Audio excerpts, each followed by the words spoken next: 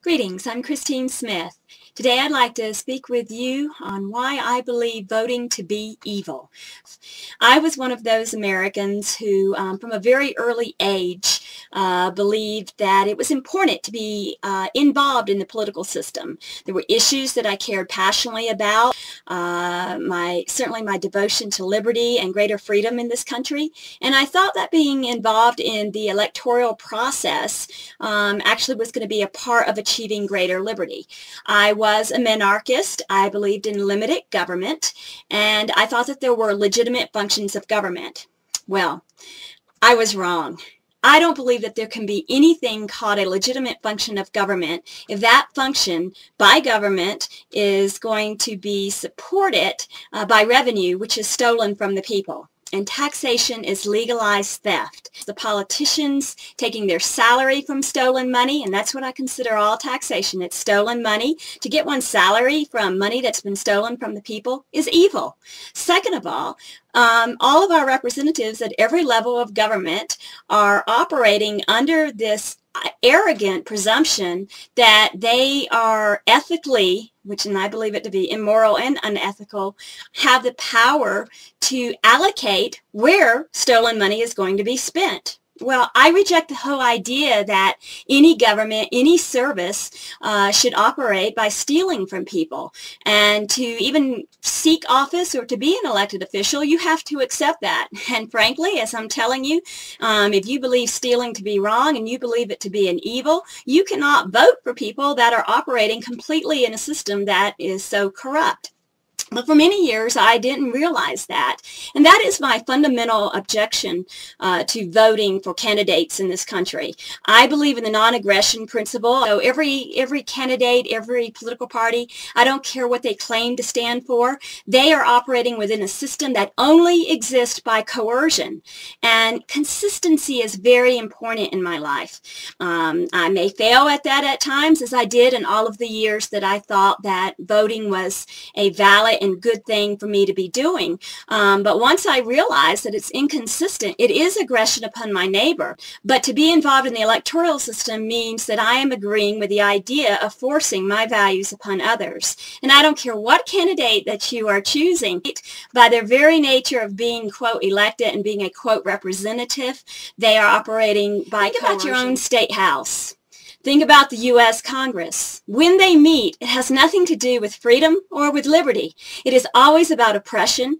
It is about greater aggression, more ways to tax, legally steal from you. That's all that they do. It has nothing to do with freedom or liberty. I used to think also that, there might be a time when it was reached when there would be a greater number of libertarians. And when I say libertarians, I mean a little L libertarian, one who believes in individual liberty and personal responsibility, and who basically just wants people to be able to live their lives freely as long as they're harming no other. And I thought that if a critical mass of libertarians were reached, then they could be electing people to be in office who would then bring greater liberty. And you would always say, otherwise we're letting the statists control it. But that's where I was making my inconsistent thought, because no libertarian, by the truest sense of the word, who believes in the non-aggression principle, would ever want to be, quote, elected and be a, quote, representative and have power over others. The very nature of doing that is aggression. And under this system, it only operates under coercion. So to me, it is an evil. Aggression against your neighbor is evil. Some say we are a constitutional republic. Well, for them, I think you better face it. We are not. And it's a far cry from the U.S. Constitution, from the Articles of Confederation. If you haven't read the Articles of Confederation, I suggest that you do. That certainly respected freedom, not only of the individual, but of the states. The U.S. Constitution does not do that. So number one, I say face it. We don't have a republic at this time. It's not that the Constitution is being violated in small amounts. No. The only reason that this country is, as some people like to say, they use the word freer than most, it might be better than most, and people come to the United States, is because we had the Bill of Rights, and in order to limit the government, well, It's failed. Yes, because of the Bill of Rights, it has constrained it to some degree. But I would say there's got to be a critical point where each of you, even those who would like to see a constitutional republic in our land, ought to face. That was meant as a restraint. There comes a point when you're going to have to say that it failed. And to me, the testing point would be when it becomes the norm for your law of the land, for the restraint on that government to be violated rather than respected. And to me, the most glaring example of that is the murders that the U.S. government is responsible for worldwide, not to mention all of the other assaults on liberty, but number one, murdering people. Now, I use the definition for murder as unjustified killing, and even by the Constitution, these military invasions and occupations worldwide are a violation of that very law. You cannot get more aggression upon your neighbor than murdering them and their families, and for what? For some U.S. agenda, for something that it wants from that country. Well, that had nothing to do with the founding principles of our nation. And I believe once you get to the point where you wantonly murder people for the sake of your government, you are past any restraint that the Bill of Rights and the Constitution were supposed to keep on you. That we've already lost the republic. And you know what? Tyrants do not give up power willingly. They're not about to let some silly little election go and change the fundamentals that this government operates upon. It might be a better tyranny, but it's a tyranny nevertheless. And I don't seek to be a part of it by validating it, by voting for this system any longer, because what you're going to do is continue to keep the status quo. And you're joining who you are with every single thing that that government does. Let's look at the federal government, from the presidency to our Congress. Let's just take the unconstitutional wars. Who has voted for that? The blood is on their hands. You voted for them. The blood is on your hands of everyone that is dead and tortured and harmed because of the votes that they have done and what they've done with the U.S. military by their might. I would also venture to say for you to ponder this idea also.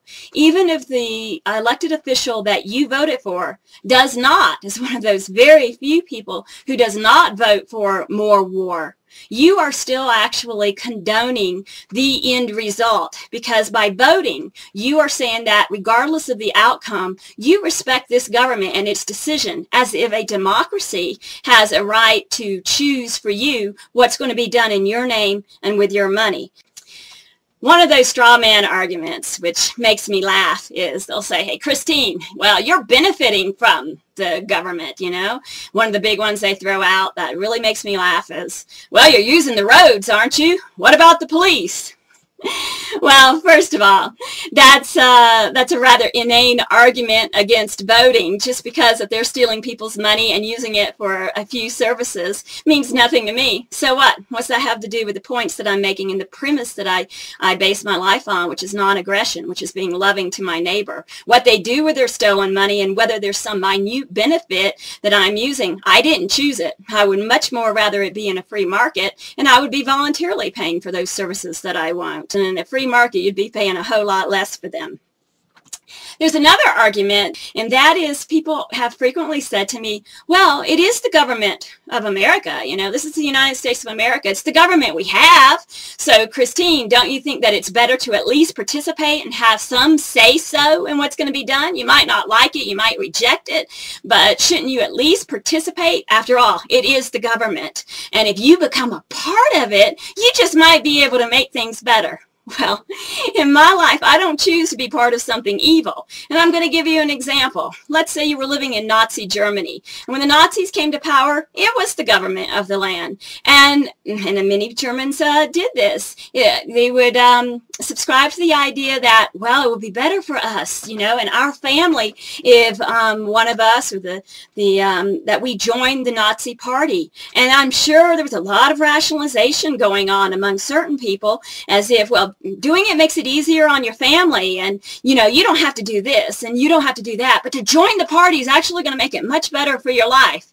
You're joining with something evil. You're rationalizing it. Well, I'm telling you, some of you might make that choice if you were back in Nazi Germany, but I would not. It also comes with quite an arrogance to say that you can participate and be around and surrounded by those who are corrupt and evil without becoming evil yourself. Because if you can rationalize that first step, don't be so arrogant as to think that you're going to be strong enough to withhold doing other evil.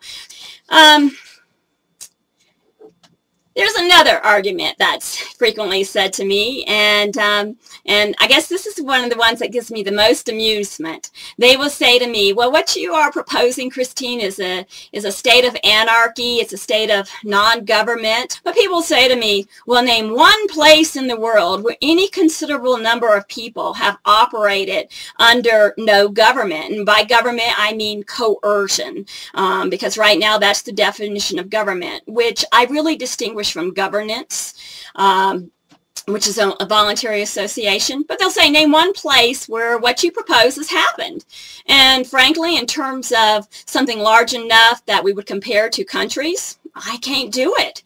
It's not in existence. But what I can tell you is that, and I would ask them to take a look at it, you name me one government that hasn't violated the fundamentals of life, the fundamentals of the liberties of their people. I think that's a much more better question. And if you take a look and you name me one empire that doesn't fail, and all a result because of the evil that it has done against its own people and people worldwide.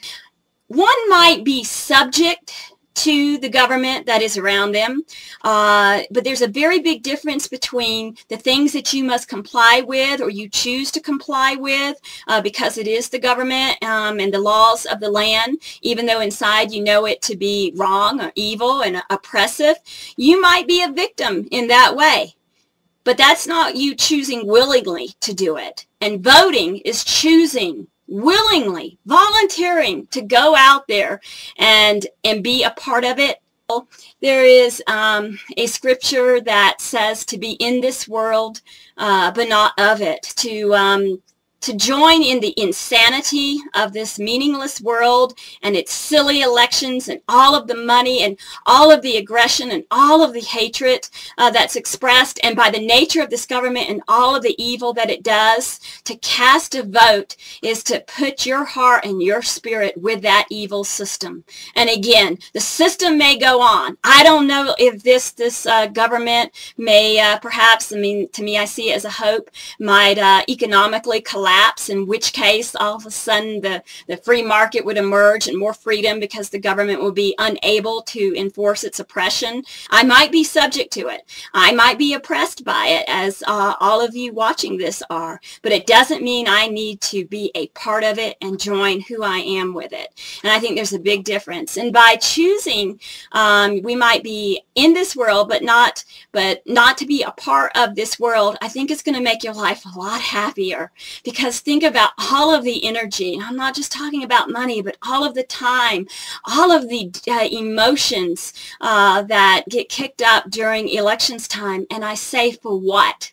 Because every single one of you that are engaging in the electoral process and voting and choosing candidates and getting all crazy about your political party, you're taking time away from your precious life. And every single moment of your life, every single day is precious. And you're wasting it on something that is utterly meaningless.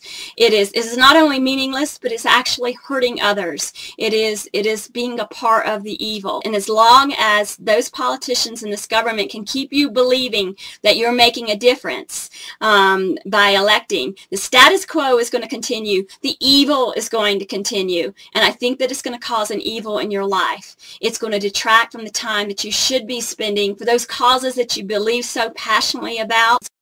So I'm asking you to seriously consider examining once again the premises upon which you base your voting and why you are voting, and is it consistent with the values in your heart of non-aggression, of love for your neighbor?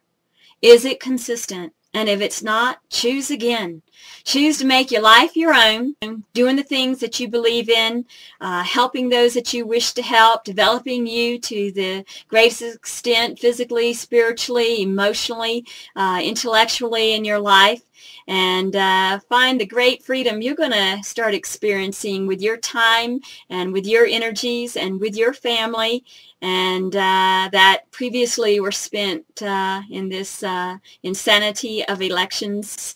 And if you can forego that, I think you're going to find yourself much happier.